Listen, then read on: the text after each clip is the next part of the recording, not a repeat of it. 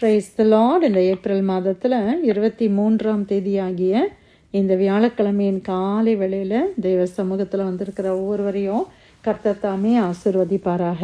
இந்த நாளிலும் நம்ம தியானிக்கிற கர்த்தருடைய வார்த்தை நம்முடைய பரிசுத்த வேதாகமத்தில் மீகா தீர்க்கதரிசியின் புஸ்தகம் 7ஆம் அதிகாரம் 18ஆம் வசனம்.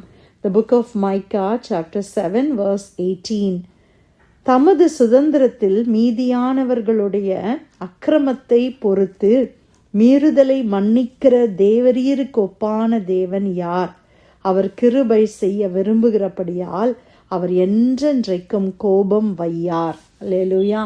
அருமையான கர்த்தருடைய வசனத்துக்காய் கர்த்தரை ஸ்தோத்திரிக்கலாமா? நம்முடைய தேவனுக்கு ஒப்பான வேற ஒரு தேவன் யார்? இந்த பூமியில எத்தனையோ ஜனங்கள் விதவிதமான தெய்வங்களை வணங்குகிறார்கள். ஆனால் நம்முடைய தேவனுக்கு ஒப்பான தேவன் யார்? ஏனென்றால் நம்முடைய அக்கிரமங்களை எல்லாம் அவர் பொறுக்கிறார். பொறுமையாக நம்முடைய அக்கிரமத்தை பொறுத்து நம்மளை மன்னிக்கிற தேவன் அவர். ஆமேன்.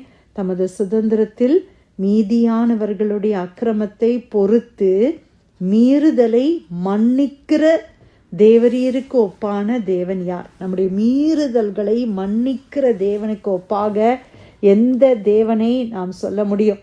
இன்னைக்கு எந்த தெய்வம் பாவத்தை மன்னிக்கிற தெய்வமா இருக்கிறது? எந்த தெய்வம் பாவத்திற்காக தன்னுடைய இரத்தத்தை சிந்தினது? ஒரு தெய்வமும் இல்லை. இந்த பூமியில் ஆண்டவராக இயேசு கிறிஸ்துவை தவிர பாவத்தை நிவர்த்தி செய்ய எந்த தெய்வத்துக்கும் அதிகாரம் இல்லை. அல்லேலூயா.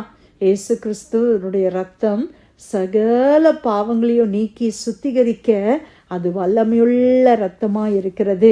நம்முடைய இயேசு மாத்திரம்தான் நம்மளுடைய அக்கிரமங்களை எல்லாம் மீறுதல்களை எல்லாம் மன்னிக்கிறவர். இன்னொரு இடத்துல நம்ம வாஸ்தவம் நம்மளாம் மீதியான ஜனங்கள் அப்படிதான ஸ்பெஷல் பீப்புள். நம்மளுடைய பாவங்களை நம்முடைய அக்கிரமங்களை ஆண்டவர் என்ன செய்கிறாராம்? பொறுக்கிறாராம். பொறுமையாக பொறுத்து கொள்ளுகிறார். பொறுத்து கொள்றதுன்னா என்னது? இன்னைக்கு ஒரு காரியத்தை நீங்கள் பொறுத்து கொள்றீங்க. எவ்வளோ பிள்ளைங்க கஷ்டப்படுத்துகிறாங்க, பொறுமையாக இருக்கிறோம், அப்படி தானே? அப்போ ஆண்டவர் கூட நம்ம எவ்வளோ அக்கிரமம் செய்கிறோம், எத்தனை விதமான பாவங்களே நம்ம செய்கிறோம். துணிகரமான பாவம் செய்கிறோம், யாருக்கும் தெரியாத மறைவான பாவங்கள் அநேகம் இருக்குது. ஆனால் எல்லாத்துக்கும் உடனே ஆண்டவர் தண்டிக்கிறாரா? இல்லவே இல்லை. பொறுத்து பொறுத்து பொறுத்து பொறுத்து ஆண்டவர் எவ்வளோ பொறுமையாக இருக்கிறார். நம்ம பெற்றோர் கூட கொஞ்சம் பொறுமையாக இருப்போம், அதுக்கப்புறமா என்ன பண்ணுவோம்? கோவப்படுவோம். ஏதாவது ஒரு பனிஷ்மெண்ட் நம்ம கொடுக்குறோம், ஆண்டவர் நம்மளுக்கு உடனே பனிஷ்மெண்ட் கொடுக்குறாரா? பிரியமானவர்கள், எவ்வளோ பொறுமையாக இருக்கிறாருல்ல ஆண்டவர். மட்டும் நம்மளுக்கு பாவம் பண்ண உடனே, தப்பு பண்ண உடனே தண்டனை கொடுத்தாருன்னா நம்மெல்லாம் இன்றைக்கி எங்கே இருப்போம்? நம்மெல்லாம் ஆண்டவருக்கு எவ்வளோ கிருபையாக இருக்கிறார் இல்லையா? தமது சுதந்திரத்தில் மீதியானவர்களுடைய அக்கிரமத்தை பொறுத்து மீறுதலை மன்னிக்கிற தேவரீருக்கு ஒப்பான தேவன் யார்? அவர் கிருபை செய்ய விரும்புகிறபடியால், அவர் ஆண்டவர் கிருபை செய்கிறதுல விருப்பமாக இருக்கிறார். He desires mercy. ஆண்டவர் எப்படிப்பட்ட தேவன்? கிருபையை அள்ளி கொடுக்கிற தேவனாக இருக்கிறார். ஆமேன். நம்ம கிருபையை நம்ம மன்னிக்கிறது சிலருக்கு பார்த்து மன்னிக்கிறோம். இவங்களுக்கு மன்னிக்கலாமா வேண்டாமா அப்படின்னு பார்த்து மன்னிக்கிறோம். ஆனால் ஆண்டவர் எப்படி தெரியுமா? கிருபையை நேசிக்கிறாராம், அள்ளி கொடுக்கிறாராம் கிருபை.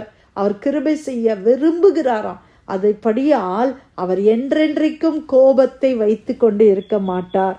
நம்ம கோபத்தை எப்போ வச்சுக்கிட்டே இருக்கிறோம். நம்ம யார் மேலேயாவது நம்மளுக்கு கோபம் வந்துருச்சு, அவங்க ஏதோ நம்மளுக்கு விரோதமாக பண்ணியிருக்கிறாங்க, இல்லை ஏதோ ஒன்று நம்ம மனசில் அவங்க மேலே பட்டுருச்சுன்னா அவங்க மேலே எப்போவுமே ஒரு கோபம் வச்சுக்கிட்டே இருக்கிறோம்.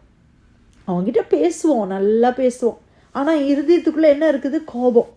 ஏதோ ஒரு கசப்பு இருந்துக்கிட்டே இருக்குது. அன்றைக்கி அவங்க அப்படி பண்ணாங்களே, அன்றைக்கி அவங்க இப்படி என்னை பேசிட்டாங்களே, எனக்கு சாதகமாக அவங்க நிற்காமல் போயிட்டாங்களே, எத்தனை கோபத்தை மனசில் வச்சுக்கிட்டு இருக்கிறோம்.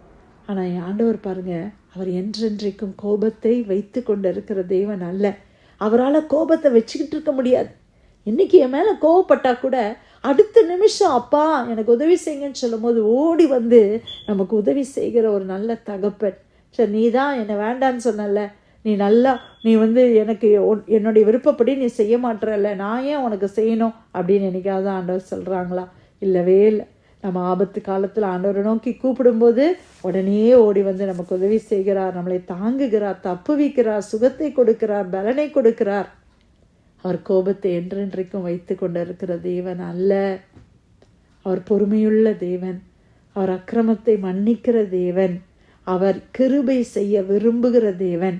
இப்படிப்பட்ட தெய்வத்துக்கு ஒப்பான தேவன் யார்? இப்படிப்பட்ட தெய்வத்துக்கு ஒப்பாக நம்ம எந்த தெய்வத்தை கொண்டு வர முடியும் பிரியமானவர்களே? அதனால தான் இயேசுவை மற்ற தெய்வங்களோடு ஒப்பிட்டு நம்ம வைக்கவே முடியாது. எல்லா தெய்வத்தோடையும் இயேசுவும் ஒரு தெய்வம் அப்படி இல்லை. எல்லா தெய்வத்தோடையும் இயேசுவும் ஒரு தெய்வம் அல்ல. இயேசு மாத்திரமே தெய்வம். அதை நாம் புரிந்து கொள்ள வேண்டும். மற்ற எந்த தெய்வம் எனக்காக உங்களுக்காக அவர் மரித்தார்? யோசித்து பாருங்க. நம்ம எத்தனையோ தெய்வங்களை பார்க்கிறோம். எந்த தெய்வம் உங்களுக்காக எனக்காக தன்னுடைய உயிரை கொடுத்தது, தன்னுடைய ரத்தத்தை சிந்தினது யார்? மற்ற தெய்வங்கள் நம்மகிட்ட ரத்தத்தை கேட்குறாங்க. ஆனால் ஆண்டவராக இயேசு கிறிஸ்து நமக்காக ரத்தத்தை சிந்தினார். நாம் பாவியாக இருக்கும் போது சிந்தினார். நம்ம நல்லவங்களாக இருக்கும் போது கூட இல்லை. நம்ம ஆண்டவருடைய பிள்ளைங்களாக மாறினதுக்கு அப்புறமா இல்லை. நம்ம ஆண்டவருக்காக ஊழியத்தை செய்ய ஆரம்பித்த பிறகு இல்லை. நம்ம பாவத்தில் இருந்தோம் தெரியுமா, ஆண்டவருக்கு தூரமாக இருந்தோம் தெரியுமா, அப்போவே ஆண்டவர் நம்மளை நேசித்து தன்னுடைய ஜீவனை இலவசமாய் கொடுத்து நம்மளை நேசித்திருக்கிறார்.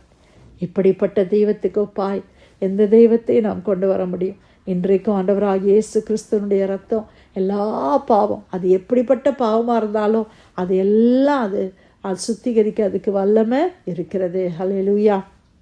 இந்த நல்ல வார்த்தைக்காய் ஆண்டவருக்கு நன்றி சொல்லலாமா? மீகா 7ஆம் அதிகாரம் 18வது வசனம்.